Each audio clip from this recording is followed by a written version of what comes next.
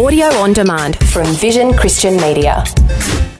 Exploring faith and the future. Neil Johnson and Bible teacher Dr. Kameel Majdali. Well, as we move our conversation towards what's happening today in Europe, Kameel, sometimes when we think about Europe, such a wonderful, rich, long history, and so much of Christianity developed and evolved to do such beautiful things in Europe. But the future doesn't look quite so rosy for Europe. Well, Europe is an amazing place, and we do need to have a long chat, Neil, about Europe. It is the number one tourist destination of the world. And I know many Aussies have had the family holiday in Europe, and I'm sure they had a good time, hopefully, for the most part.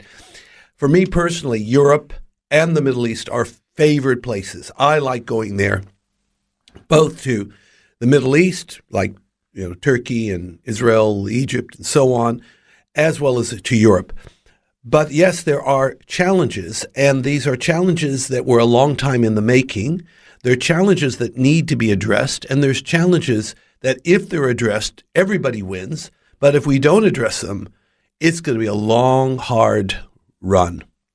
Western civilization as we know it has been partly formed through the things that have happened historically in Europe. And, of course, we'd point to those Christian foundations. But those Christian foundations, Kameel, have been quite eroded. Well, my understanding, and of course we're talking about antiquity here.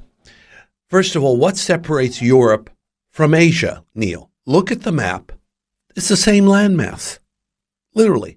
As I often tell people, you can, in theory, drive from Kuala Lumpur to Oslo.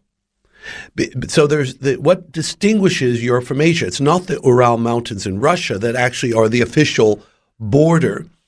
It has to do with culture, and it has to do with spirituality. Yes, there's ethnicity and language groups, but really what separated Europe from Asia, classically speaking, is Greco-Roman culture and Judeo-Christianity.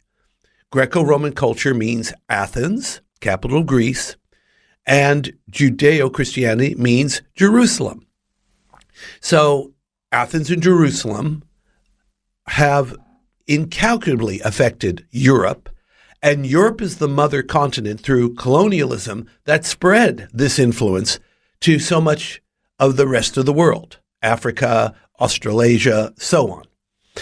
And as long as it keeps its Judeo-Christian foundations, there are great blessings. When you turn your back on these foundations, because the scripture says, happy are the people whose God is the Lord. When you turn your back, you get some unsavory consequences.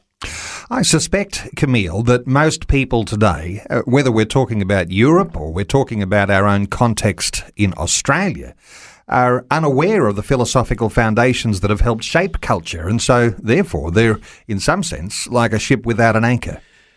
It seems unfortunate, but my distant observation is we don't teach history and heritage like we used to. There's a lot of revisionism, and it's revisionism with a pointed agenda.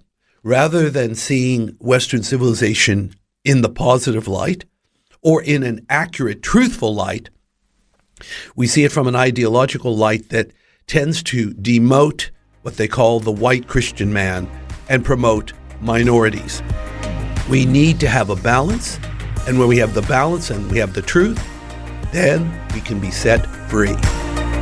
Faith and the Future with Neil Johnson and Dr. Kameel Majdali from Teach All Nations. For more from Dr. Majdali, including books and DVDs on prophecy, Bible commentaries, plus today's and other episodes of Faith and the Future, go to vision.org.au. Thanks for taking time to listen to this audio on demand from Vision Christian Media. To find out more about us, go to vision.org.au.